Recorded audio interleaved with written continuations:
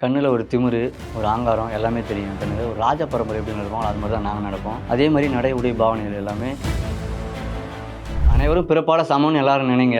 ஜாதி பார்த்து பழகாதீங்க. நான் அந்த ஒரு காலத்தில் ஒரு கேவலமான மனிதனா ஜாதி பார்க்குற மனிதனா நான் இருந்தேன்னா, அதுக்கப்புறம் இப்போ புதுசாக டிவிக்கே இருந்தார். அதுக்கப்புறம் அதுக்கு மாறிடலாம், மக்களுக்கான தலைவர் நம்ம தேர்ந்தெடுப்போமே அப்படின்னு சொல்லிட்டு மேலே இருக்கவங்க வந்து என்னை தாழ்த்தி பேசவே தான் நான் அது உள்ள போனேன். நான் இல்லைன்னா நான் எதுக்கு நான் அதுக்கு போகிறேன். நான் பாட்டில் என் ஒர்க்கை பார்த்துட்டு போயிட்டு இருந்திருப்பேன். கோபி சாருக்கு நான் வந்து ரொம்ப நன்றி சொல்கிறேன், கோபிநாத் சாருக்கு. ஏன்னா அவர் இந்த வாய்ப்பு மறுபடியும் தரேன்னா நான் இன்னமும் ஜாதி பற்றுறேன், ஜாதி வெறி பிடிச்சவனா தான். நிறைய ட்ரோல் வரும், கமெண்ட் வரும், கால் வரும். கொஞ்சம் நாளைக்கு கொஞ்சம் சகிச்சுக்கடாப்பா நீ, இதெல்லாம் ஒன்றும் இல்லை, இதெல்லாம் விட பெரிய பெரிய விமர்சனம் பார்த்தாலாம் நிறைய பேர் இருக்காங்க, இதெல்லாம் பார்த்து நீ பயப்படாத அப்படின்னு சொல்லிட்டு எனக்கு என் ஃப்ரெண்டுங்க எல்லாருமே எனக்கு என்கரேஜ் பண்ணுவாங்க பிரதர். நான் ஒவ்வொரு நாள் அழுகும் போதும்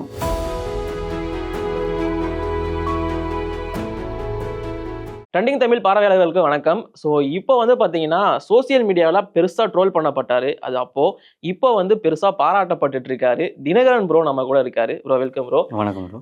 எப்படி போயிட்டு இருக்கு இப்போ லைஃப்? ஒரு மாதிரி இந்த ஷோக்கு அப்புறமா வேற மாதிரி போயிட்டு இருக்குல்ல, சொல்லுங்க அதை பத்தி.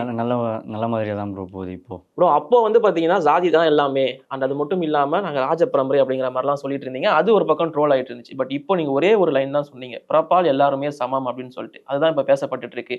இந்த சேஞ்ச் எப்படி ப்ரோ? அந்த பக்கம் இருக்கும்போது நிறைய இதுவெல்லாம் இருக்கும், மிரட்டல்கள் அது மாதிரிலாம் நிறைய இருந்துச்சு. அதுக்காகவும் நான் வந்து சேஞ்ச் ஆகலை, அதுக்கெல்லாம் பயப்படவும் மாட்டேன். எனக்கா கொஞ்சம் கொஞ்சம் இது தப்பாக இருக்கோ அப்படின்னு சொல்லிட்டு நம்ம ரியலைசன் சொல்லிட்டு ஒன்று இருக்குல்ல, அது பண்ண அதுக்கப்புறம் அந்த கட்சியிலேருந்து வெளியே வந்துட்டு விஜய் சார் இருக்கார் தெரியுங்களா, அவர் ஆரம்பிச்சிருந்தார். அதுக்கு முன்னாடி மக்கள் இயக்கத்திலிருந்தும், அதுக்கு முன்னாடி ரசிகர் மன்றத்திலிருந்தும் நான் இருக்கேன். சின்ன வயசுலேருந்து அதில் இருக்கேன். அதுக்கப்புறம் இப்போ புதுசாக டிவிக்கே இருந்தார். அதுக்கப்புறம் அதுக்கு மாறிடலாம், மக்களுக்கான தலைவர் நம்ம தேர்ந்தெடுப்போமே அப்படின்னு சொல்லிட்டு நான் மக்களுக்கான தலைவரை தேர்ந்தெடுத்தேன் பிரதர். ஓகே, இதில் எனக்கு ஒரு சின்ன கேள்வி இருக்குது. டிவிகேக்குன்னு ஒரு கொள்கை இருக்குது. ஸோ அந்த கொள்கையை பார்த்து தான் இந்த கட்சிக்குள்ளே வந்தீங்களா, இல்லை விஜய்க்காக உள்ளே வந்தீங்களா? விஜய் சாருக்காகவும் ஒன்று, இந்த கொள்கையும் எனக்கு ரொம்ப பிடிக்கும். பெரும்பாலும் அனைவரும் சமம்னு சொல்கிறாரு. ஓகே, கொள்கை தலைவர்களும் எல்லாரும் போற்றப்பட்ட கொள்கை தலைவர்கள் தான். அதனால நான் இது உள்ள வந்தேன். Okay bro. இப்போ கூட அந்த கட்சியில இருந்து வைஷ்ணவி அப்படிங்கிறவங்க வந்து வெளியே போயிருப்பாங்க. அண்ட் இப்போ நீங்க உள்ள வந்திருக்கீங்க. நிறைய பேர் இதை பத்தி என்ன சொல்றாங்க அப்படின்னா, ஜஸ்ட் ஃபேமஸ் ஆகிறதுக்காக தான் இதெல்லாம் பண்ணிட்டு இருக்காங்க. ஸோ இந்த ஜஸ்ட் ஒரு டிராமா மாதிரி பண்ணிட்டு இருக்காங்கன்னு சொல்றாங்க. இதை பத்தி நீங்க என்ன நினைக்கிறீங்க? பிரதர், அவங்க எனக்கு அப்புறம் தான் வந்தாங்க. நான் ஃபர்ஸ்ட்லேயே வந்துட்டேன். கட்சிக்காக செலவு பண்ணல, மக்களுக்காக தானே செலவு பண்ணியிருக்காங்க. அந்த நல்லது வந்து கட்சிக்கு சேரனாலும் பரவாயில்ல, அவங்களுக்கு ஏதாவது ஒரு இடத்துல அவங்களுக்கு பாராட்டு வந்திருக்குல்ல, யாராவது ஒருத்தவங்க ஆள் மனசில் இருந்து சொல்லியிருப்பாங்கல்ல, அம்மா நீ நல்லா இருக்கணுமா அப்படின்னு சொல்லிட்டு ஒரு சிலர் சொல்லியிருப்பாங்கல்ல. அது நான் கட்சிக்காக செலவு பண்ணேன் அப்படின்னு சொல்லாமல் அவங்க இந்த மாதிரி சொல்லியிருந்தேன், நான் மக்களுக்காக செலவு பண்ணேன்னு சொல்லியிருந்தா இன்னும் கொஞ்சம் நல்லா இருந்திருக்கும். அவங்க வந்து என்ன மாதிரினா, நான் செலவு பண்ணதெல்லாம் நான் யார்கிட்டையும் சொல்லி கேட்ட மாட்டேன். அது மாதிரி தான். ஏன்னா காசு பணம் என்றைக்கு ஒன்றாலும் வரும் போகும். அவங்க பப்ளிசிட்டிக்காக வந்தாங்களா என்னென்னலாம் எனக்கு தெரியாது. நான் பப்ளிசிட்டிக்காக அதில் வரல. பேடான ஒரு பப்ளிசிட்டியில் இருந்தேன். நான் இப்போது கொஞ்சம் குட்டான பப்ளிசிட்டி இருக்குது. நானும் இந்த அரசியல் கட்சியை வந்து விஜய் அண்ணா கட்சியில் வந்து நான் பப்ளிசிட்டிக்காக கண்டிப்பாக வரல பிரதர். நான் மக்களுக்காகவும் தலைவருக்காகவும் வந்தேன் பிரதர். நான் கண்டிப்பாக மக்களுக்கு நல்லது செய்யணும். இது மூலிமா நான் ஏதாவது என்கிட்ட இருக்கும்போது நான் நிறைய மக்களுக்கு நல்லது செய்யணும்னு நினைப்பேன். என் பொருளாதார அடிப்படையில் நான் இப்போ கொஞ்சம் டவுனாக இருக்கேன். என்கிட்ட இருக்கும்போது கண்டிப்பாக நான் எல்லாருக்குமே நல்லது செய்யணும். இப்போவும் நான் சொல்கிறேன், பப்ளிசிட்டிக்காக நான் வரல பிரதர். இல்லை, ஆக்சுவலி என்ன சொல்கிறாங்க அப்படின்னா, இந்த சேஞ்சே வந்து நீங்கள் வந்து ஃபேமஸ் ஆகிறதுக்காக தான் பண்ணீங்க அப்படிங்கிற மாதிரிலாம் சொல்லிட்டு இருக்காங்க. அவங்களுக்குலாம் என்ன சொல்லணும்னு நினைக்கிறீங்க? பிரதர், விமர்சனங்க 1000 பேர் வைப்பாங்க, சொல்கிறாங்க 1000 சொல்லட்டும் பிரதர். என்னோட மனசுக்கு எனக்கு தெரியும் பிரதர். ஸோ இப்போ வந்து பார்த்தீங்கன்னா டிவிகேவோட கொள்கை அந்த எய்ம் எல்லாமே வந்து பார்த்தீங்கன்னா 2026 எலெக்ஷன் தான். ஸோ அதை பிடிச்சிருவீங்களா விஜய் அண்ணாவோட தலைமையில்? பிரதர், நாங்கள் எங்களால் முடிஞ்ச அளவுக்கு நாங்கள் எஃபர்ட் போடுறோம் பிரதர். கண்டிப்பாக தலைவர் வந்து ஒரு முதலமைச்சர் சீட்டில் உட்கார வைக்கிறவர்களும் நாங்கள் பாடுபட்டுட்டு தான் பிரதர் இருப்போம். எங்கள் தலைவர் சொன்ன வார்த்தையும் எல்லாமும் எங்களோட மனசில், அவருக்கு சொன்ன கொள்கையும் எல்லாமே எங்களோட மனசில் இருக்குது பிரதர். கண்டிப்பாக தலைவரை முதலமைச்சர் ஆக்குவோம். ஃபுல் ஃபார்மில் ஒர்க் பண்ணிக்கிட்டு இருக்கோம் பிரதர். கண்டிப்பாக 26 தான் எங்களோட இலக்கு. எல்லாமே 26 தான் பிரதர். ஓகே, அதான் இப்போ வந்து பார்த்தீங்கன்னா நீங்கள் டிவிகேக்குள்ளே வந்துட்டீங்க. அவங்களோட மந்திரமே வந்து பிறப்புக்கும் எல்லா உயிருக்கும் அப்படிங்கிறது தான். ஸோ அது உங்களை ஈர்த்தது அப்படிங்கிறத சொல்லியிருந்தீங்க. ஆமாம்.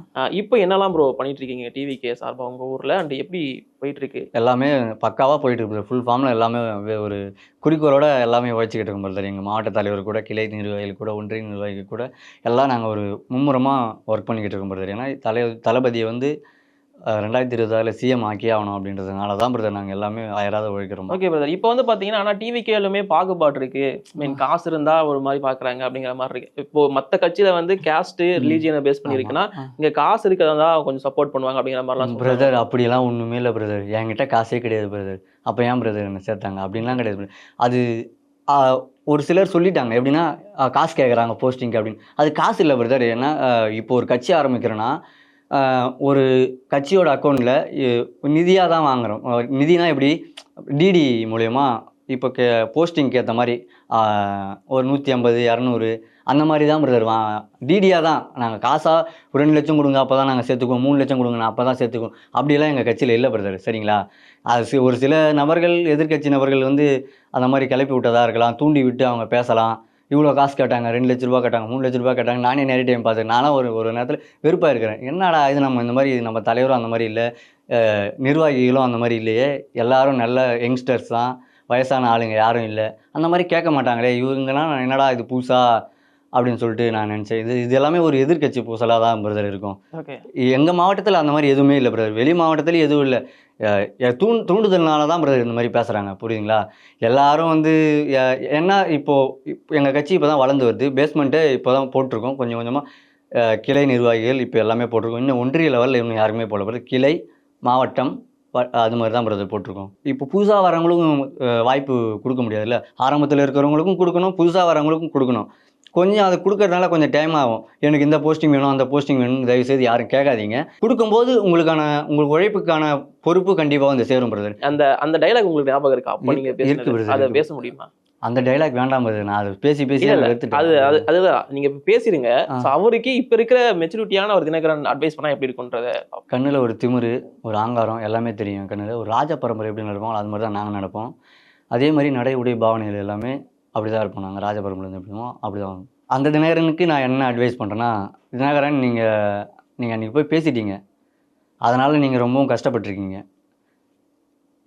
இதுக்கப்புறமும் நீங்கள் அப்படி இருந்தீங்கன்னா நீங்கள் பொருளாதார அடிப்படையில் இருக்கட்டும், எதுலையாக இருக்கட்டும், நீங்கள் டவுனாக தான் போவீங்க. நீங்கள் கொஞ்சம் ரியலைஸ் பண்ணிவிட்டு கொஞ்சம் வெளில வந்தீங்கன்னா நீங்கள் உங்கள் லைஃப்பும் நல்லாயிருக்கும், உங்களை பார்க்குற பார்வையும் நல்லாயிருக்கும் பிரதர். இப்போவும் ஜாதி தான் எல்லாமே அப்படின்னு நினைக்கிறவங்களுக்கு, இப்போதான் ஜாதியில் எல்லாம் அப்படின்னு சொல்லிட்டு நினைக்கிறாங்களே பிரதர். அவங்களுக்குலாம் நான் என்ன சொல்கிறேன்னா, நீங்கள் போகிறீங்க வரீங்க ஒன்றும் பிரச்சனை இல்லை. உங்கள் சொந்த காசை போட்டு நீங்கள் எதுவும் பண்ணாதீங்க. ஓகே, எல்லாமே கொடுத்தா செய்யுங்க. எதுவும் நீங்கள் உங்கள் சொந்த, ஏன்னா நீங்கள் கஷ்டப்பட்டு உழைக்கிறீங்க, கூலி வேலைக்கு போகிறீங்க, கம்பெனி ஒர்க் போகிறீங்க, எல்லாமே போகிறீங்க. நீங்கள் போங்க, வேணான்னு சொல்லலை. அதை வந்து அவங்க கொடுத்தா நீங்கள் பண்ணுங்கள். உங்கள் காசை போட்டு பேனர் அடித்து இதை அடித்து வச்சு அதனால் ஒரு பயனும் இல்லை. நீங்கள் அதுக்கு போய் ஓடி உங்கள் வேலையை விட்டுட்டு எல்லாத்தையும் குடும்பத்தை விட்டுட்டு நீங்கள் எல்லாத்துக்காக போய் நீங்கள் என்ன அந்த ஜாதி அரசியல் வந்து உங்களுக்கு என்ன பண்ணிச்சு? ஓகே, ஒரு சப்போர்ட் இருக்கும், நான் இல்லைன்னு சொல்லலை. உங்களை உயர்த்திச்சா இல்லையா? ஓகே, அதான் என்னோட கேள்வி. யாரையுமே அது உயர்த்திருக்காது. புரியுதுங்களா? இருக்க பொருளாதார அடிப்படையில் நீங்கள் டவுனாக தான் ஆவீங்க. ஓகே ப்ரோ, அந்த சாதி அதுதான் எல்லாமே நினச்சிட்டு இருந்தப்போ நீங்கள் இழந்த விஷயங்கள் என்னன்னு நினைக்கிறீங்க? நிறைய பிரதர். என் லைஃப்பில் நான் வாங்கின பொருளாக இருக்கட்டும் எல்லாமே அந்த ப்ரோக்ராம் போயிட்டு வந்த பிறகு நான் எல்லாமே இழந்தேன் பிரதர். ஜாதியால் அந்த இலக்கில் அந்த ப்ரோக்ராம் போயிட்டு வந்த பிறகு நான் நிறைய சப்போர்ட்டாக இருக்கட்டும் நிறைய நான் இழந்தேன். இப்போது எல்லா சப்போர்ட்டும் இருக்குது. இந்த எபிசோட் வரத்துக்கு முன்னாடிலேருந்து நான் வந்து நல்ல ஒரு எல்லார்கிட்டையும் ஒரு நல்ல கான்வர்சேஷன் நான் வந்து பண்ணிட்டு தான் பிரதர் இருந்தேன். அதனால் என்னை யாரும் ஆட் பண்ணல. அதுக்கு முன்னாடிலாம் வந்து கொஞ்சம் ஸ்டார்டிங் டைமில் தான் வந்து எல்லாம் என்னை ஆட் பண்ணுவாங்க, கமெண்டில் திட்டுறது எல்லாமே திட்டுறது. நான் வீடியோவில் கூட நான் நிறைய டைம் சொல்லியிருக்கேன். என்னோடய யூடியூப் சேனலையும் நான் போட்டிருக்கேன்.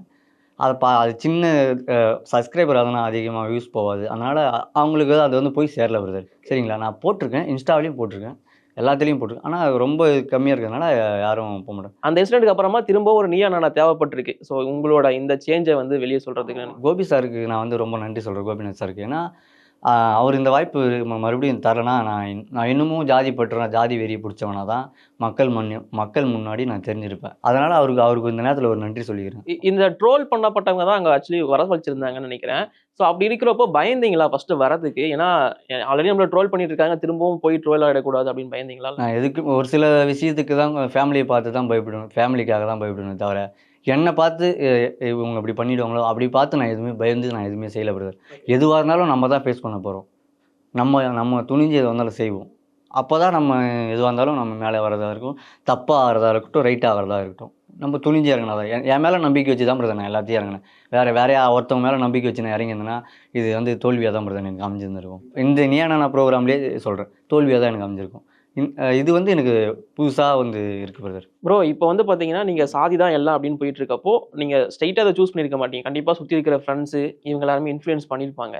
ஸோ அதை எப்படி நீங்கள் பார்க்குறீங்க? இல்லை பிரதர், அவங்களா யாரும் இன்ஃப்ளூயன்ஸ் பண்ணல பிரதர். எனக்கு அன்றைக்கி ஒரு இது தேவைப்பட்டதுனால நான் அதை எடுத்துக்கிட்டேன். அது அது நானே கொஞ்சம் யூஸ் பண்ணிக்கிற மாதிரி எனக்கு லைட்டாக அது கொஞ்சம் வருத்தமாக இருந்துச்சு பிரதர். அது ஜாதியை யூஸ் பண்ணிக்கிட்டோமோ அப்படின்ற மாதிரி எனக்கு ஒரு லைட்டாக சிங்காச்சு பிரதர். புரியுதுங்களா? ஏன்னா அன்றைக்கி எங்களுக்கு மேலே இருக்கவங்க வந்து என்னை தாழ்த்தி பேசவே தான் பிரதர் நான் அது உள்ளே போனேன். இல்லைன்னா நான் எதுக்கு நான் அதுக்கு போகிறேன்? நான் பாட்டில் என் ஒர்க்கை பார்த்துட்டு போயிட்டு இருந்திருப்பேன்ல. அதனால தான் பிரதர், வேறு எதுவும் இல்லை. ஃப்ரெண்டுங்களாம் வந்து நான் இந்த ப்ரோக்ராம் போயிட்டு வந்த பிறகும் சரி தான் பிரதர், நிறைய ட்ரோல் வரும், கமெண்ட் வரும், கால் வரும்.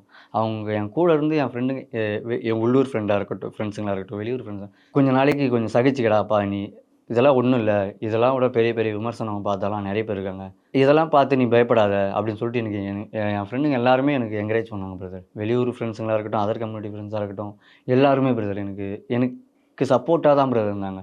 ஜாதிக்கு சப்போர்ட் பண்ணலை. ஆமாம், எனக்கு இந்த ப்ரோக்ராம் போயிட்டு வந்த பிறகு நான் ஒவ்வொரு நாளும் அழுகும் போதும் என் கண்ணீரை துடைச்சது என் ஃப்ரெண்டுங்க தான் பிரதர். அண்ட் இப்போ வந்து பார்த்தீங்கன்னா எது நடந்தாலுமே இந்த ட்ரோல் அப்படிங்கிறது நார்மலாக பண்ணிடுறாங்க. ஸோ அவங்களோட சுச்சுவேஷன் என்னன்னு யோசிக்க மாட்டாங்க, அவங்களுக்கு எப்படி அது அஃபெக்ட் ஆகும் அப்படிங்கிறதெல்லாம் யோசிக்கிறது இல்லை. ஸோ இந்த மாதிரி ட்ரோல் பண்ணுறவங்களுக்கு நீங்கள் என்ன சொல்லணும்னு நினைக்கிறீங்க? பிரதர் எனக்கு வந்து ஃபன்னாக தான் பிரதர் போச்சு. ஒரு சிலர்லாம் வந்து அர்த்தம் வேற ஒருத்தவங்க மனசெல்லாம் புண்படுத்துகிற மாதிரி ட்ரோல் பண்ணுறாங்களா, அந்த மாதிரிலாம் பண்ணாதீங்க. ஏன்னா அவங்க இடத்துலேருந்து பாருங்கள், தயவுசெய்து அந்த மாதிரி பண்ணாதீங்க. என்ன பண்ணது எனக்கு ஓகே தான், நான் எல்லாத்தையும் இது பண்ணிக்கிட்டேன். கமெண்டில் தான் நான் கொஞ்சம் இது பண்ணேன் தவிர, நீங்கள் ட்ரோல் பண்ணது எதுவுமே என்னை அஃபெக்ட் பண்ணலை. நான் சந்தோஷம் தான் பட்டேனே தவிர, நானே பார்த்து ஒரு கட்டத்துக்கு மேலே என்னை பார்த்து நானே சிரிக்க வேண்டிய கட்டத்தில் நான் இருந்தேன். இப்போ இந்த எபிசோட் ரிலீஸ் ஆனதுக்கு அப்புறமா இவ்வளோ இன்ட்ரடியூஸ் கொடுத்துட்டு இருக்கீங்க, உங்களோட நேம் எல்லாமே பாசிட்டிவாக மாறிடுச்சு. இது வீட்டில் தெரிஞ்சதுக்கு அப்புறம் எவ்வளோ சந்தோஷப்பட்டாங்க? இது அண்ணன் ஃப்ரெண்டுங்க எல்லாரும் சந்தோஷப்பட்டாங்க. டெய்லி யாராவது பசங்களாக இருக்கட்டும், ஃப்ரெண்ட்ஸ் சர்க்கிளாக இருக்கட்டும், எல்லாரும் வந்து கங்க்ராச்சுலேஷன் சொன்னாங்க. கண்டிப்பாக. அப்பா என்ன சொன்னார்? அப்பாவுக்குலாம் தெரியாது பிரதர். ஏன்னா அவங்க வேலை கழனி அதை பார்த்துட்டு அப்படி இருப்பாங்க பிரதர். ஏன்னா நீங்கள் அந்த கஷ்டப்பட்டதை அவர் பார்த்துருக்காருல்ல. ஸோ அப்படி இருக்கிறப்போ இது தெரிஞ்சால் மேபி இன்னும் சந்தோஷப்படுவார்ல. கண்டிப்பாக. இல்லை தெரியாது பிரதர். ஏன்னா எங்கள் அப்பாவுக்கு மொபைல் இல்லை, பட்டன் ஃபோன் கூட இல்லை. இது மாறிடுச்சு. கஷ்டம் இப்போ இல்லை பிரதர். அதனால் வந்து எங்கள் அப்பாவுக்கு அது தெரியும் பிரதர். இப்போ பையன் முன்னாடி இவ்வளோ இருந்தான், இவ்வளோ நம்ம ஓரளவுக்கு நெருக்கிட்டோம், இதுக்கப்புறம் அவங்க கொடுத்துருவான் அப்படின்னு சொல்லிட்டு எங்கள் அப்பாவுக்கு என் மேலே ஒரு நம்பிக்கை இருக்குது பிரதர். இப்போ வரைக்கும் இந்த சாதி தான் எல்லாமே அப்படின்னு சொல்லிட்டு இருக்கிறவங்களுக்கு கடைசியாக உங்களோட அட்வைஸ் என்னவா இருக்குது அப்படின்னு சொல்லிட்டு நீங்கள் பிரதர், நான் ஒன்று சொல்லிக்கிறேன். அட்வைஸ் பண்ணுற அளவுக்கு நான் பெரிய ஆள் இல்லை பிரதர். நான் ஒரு 25 வயசு சின்ன பையன். என்னோட பெரிய பெரிய ஆளுங்களாம் நீங்கள் அதெல்லாம் கஷ்டப்பட்டு இப்போ அதுலேருந்து மாறி இப்போ ஒரு நல்ல இடத்துல இருக்கீங்க. அதனால நீங்கள் சொன்னால் இது மேபி நிறைய பேருக்கு புரியலாம். அதனால கேட்குறேன். ஜாதிக்கு போங்க வாங்க அதெல்லாம் நான் எதுவும் சொல்லலை. உங்களோட குடும்ப சூழ்நிலையை பார்த்து நீங்கள் போங்க. ஏன்னா நீங்கள் உங்கள் குடும்பமே வந்து டவுனாக இருக்குது, நீங்கள் இதுக்கு போயிட்டு ஒரு வெறியோட சுற்றிக்கிட்டு இந்த மாதிரி இருந்தீங்கனாலும், நான் எந்த ஜாதி கட்சி தலைவரும் தப்பாக சொல்லலை. எல்லா ஜாதி கட்சி தலைவரும் நல்லவர்கள் தான், நான் இல்லைன்னு சொல்லலை. இருந்தாலும் நீங்கள் கொஞ்சம் மாறிக்குங்க. ஸோ இப்போ வந்து பார்த்தீங்கன்னா இந்த மீடியா உங்களை ட்ரோல் பண்ணுறதுக்கு காரணமும் இந்த மீடியாவாக தான் இருந்துச்சு. இப்போ நீங்கள் பயங்கரமாக பாராட்டப்பட்டு இருக்கீங்க, அது காரணமும் மீடியாவாக தான் இருக்குது. ஸோ அதை பற்றி என்ன நினைக்கிறீங்க? நான் அந்த நேரத்தில் மீடியாவுக்கும் நான் அந்த நேரத்துலையும் மீடியாவை திட்டலை, இந்த நேரத்துலையும் மீடியாவை திட்டலை பிரதர். நான் எல்லா நேரத்துலையும் மீடியாவுக்கு நான் நன்றி தான் பிரதர் சொல்லியிருக்கேன். ஏதோ தப்பாக காட்டினாலும் ரைட்டாக காட்டினாலும், ஏன்னா மீடியா வந்து அப்படி தான். மீடியாவுக்குள்ளே வந்துட்டனாலே நிறைய விமர்சனங்கள் இருக்கும். இப்போ கட்சி பற்றி பேசுறதுக்கே நிறைய விமர்சனங்கள் வரலாம். எதிர்கட்சி நபர்கள் எனக்கு ஃபோன் பண்ணி இதெல்லாம் சொல்லலாம், அந்த மாதிரி சொல்லுவாங்க தான் பிரதர். அரசியல் இன்னும் ஒன்று இருந்தாலும் அப்படி தான், மீடியான்னு ஒன்று இருந்தாலும் தான் பிரதர். விமர்சனத்தை செஞ்சதான் தான் பிரதர் ஒரு மனிதன். இப்போ சாதி ரீதியான வேறுபாடுகள் எல்லா இடத்துலையுமே இருக்க தான் செய்யுது. ஸோ இதை ஒழிக்கணும்னா என்ன பண்ணலாம்? அனைவரும் வந்து என்ன மாதிரி இல்லை, அனைவரும் பிறப்பாட சமம்னு எல்லாரும் நினைங்க.